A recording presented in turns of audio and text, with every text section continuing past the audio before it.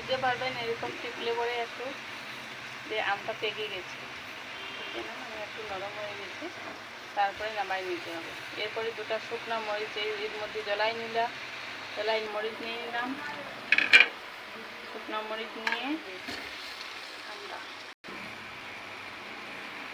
ছাড়াতে হবে, এইভাবে ছাড়িয়ে নিলেই হয়ে গেল রেডি আম পোস্ত।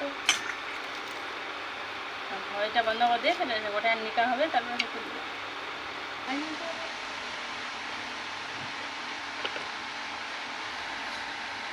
পরিমাণ মতো লবণ,